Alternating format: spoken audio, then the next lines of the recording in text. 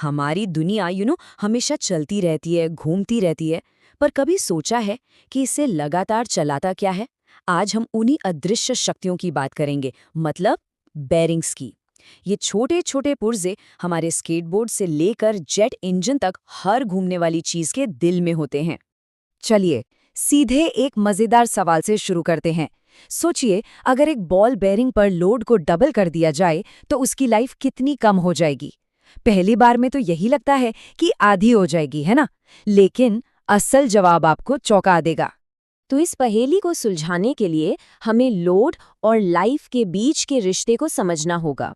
ये mechanical engineering का एक बहुत ही बुनियादी सिद्धांत है जो ये तय करता है कि मशीनें आखिर कब तक चलेंगी। इस गुत्थी को सुलझाने के लिए इंजीनियर्स एक बहुत ही पावरफुल टूल का इस्तेमाल करते हैं जिसे कहते हैं L10 लाइफ इक्वेशन। इसे सिर्फ एक फॉर्मूला मत समझिए, ये एक तरह की क्रिस्टल बॉल है जो हमें बताती है कि कोई बेरिंग कितना लंबा चलेगा।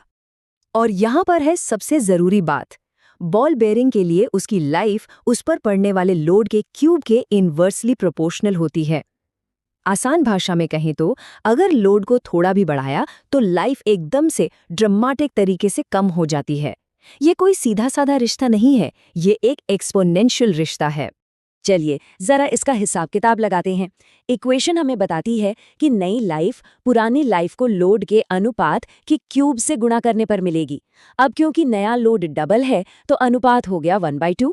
अब हमें इस 1/2 का क्यूब करना है और यहीं पर सारा खेल है। और नतीजा है 1/8। सच में अविश्वसनीय है। लोड को दुगना करने से लाइफ आधी नहीं होती, ये 8 गुना कम हो जाती है। और ये सब उस शक्तिशाली क्यूब रिलेशन की वजह से है। अच्छा, एक पहेली तो सुलझ गई। अब दूसरी की बारी है। इस बार हम एक अलग तरह के बेरिंग यानी जर्नल बेरिंग और एक रहस्यमय से लगने वाले सोमरफेल्ड नंबर की दुनिया में उतरेंगे। तो हमारी अगली पहेली ये है। कल्पना कीजिए कि एक बेरिंग का रेडियस दुगुना कर दिया गया है और उसके पुर्जों के बीच का गैप, जिसे रेडियल क्लियरेंस कहते हैं, उसे आधा कर दिया गया है। ये बदलाव उसकी परफॉर्मेंस पर क्या असर डालेंगे? इसे समझने के लिए हमें सोमरफेल्ड नंबर से मिलना होगा। ये एक शानदार ऑल इन वन स्कोर है जो एक जनरल बेरिंग की परफॉर्मेंस बताने के लिए सभी जरूरी चीजों जैसे तेल की विस्कोसिटी, स्पीड, लोड और बेरिंग के साइज को एक साथ ले आता है। सोमरफेल्ड नंबर का फॉर्मूला काफी कॉम्प्लेक्स हो सकता है, लेकिन हमारी प्रॉब्लम के लिए हम इसे आसान बना सकते हैं। क्योंकि स्पीड और लोड जैसी चीजें बदल नहीं रही हैं, हम सिर्फ रेडियस और क्लियरेंस पर ध्यान दे सकते हैं। तो जो सबसे जरूरी रिश्ता है वो ये है, सोमरफेल्ड नंबर रेडियस और क्लियरेंस के अनुपात के स्क्वायर पर निर्भर करता है। तो आइए दोनों बेरिंग्स की आमने सामने तुलना करते हैं। दूसरे बेरिंग में हमने रेडियस को डबल कर दिया है और क्लियरेंस को आधा। ये दोनों बदलाव मिलकर सोमरफेल्ड नंबर पर क्या असर डालेंगे? अब थोड़ी गणित की बारी। जब हम नई वैल्यूज को अनुपात में रखते हैं तो रेडियस का डबल होना और क्लियरेंस का आधा होना, ये दोनों मिलकर 4 गुना का असर पैदा करते हैं। लेकिन रुकिए, खेल अभी खत्म नहीं हुआ है, क्योंकि पूरे अनुपात का स्क्वायर होना बाकी है। तो हमें अभी एक और स्टेप लेना है। और जब हम 4 का स्क्वायर करते हैं तो हमें मिलता है 16। मतलब परफॉर्मेंस में 16 गुना का सुधार। रेडियस और क्लियरेंस में बदलाव का ये मिलाजुला स्क्वायर वाला असर इतना बड़ा फर्क पैदा करता है। तो हमने 2 प्रॉब्लम सॉल्व कर ली हैं। लेकिन ये सिर्फ कोई किताबी सवाल जवाब नहीं है। ये समीकरणें सिर्फ कागज पर लिखे नंबर नहीं हैं।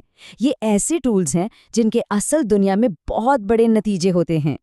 तो ये सब इतना जरूरी क्यों है? क्योंकि ये सिद्धांत सिर्फ थ्योरी नहीं है।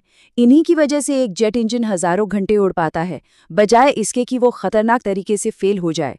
इन्हीं की वजह से घर्षण कम होता है और हमारी कारें ज्यादा माइलेज देती हैं। और इन्हीं की वजह से हमारे कंप्यूटर की हार्ड ड्राइव सालों साल भरोसे के साथ काम करती है। यही तो इंजीनियरिंग का असली कमाल है। जैसा कि एडम सैवेज ने बहुत बढ़िया कहा था, अंदाजे और विज्ञान के बीच का फर्क उसे लिख लेना है। ये फॉर्मूले ही वो लिखी हुई चीजें हैं जो इंजीनियरिंग को अंदाजेबाजी के काम से एक सटीक विज्ञान में बदल देती हैं। पर ये हमें एक आखिरी सोच पर छोड़ जाता है। हमने देखा कि कैसे क्यूब और स्क्वायर के सरल नियम बेरिंग जैसी चीजों को कंट्रोल करते हैं। तो सवाल ये उठता है, ऐसी और कौन सी सरल समीकरणें हैं जो उन जटिल मशीनों को चला रही हैं जिन पर हम हर दिन निर्भर रहते हैं?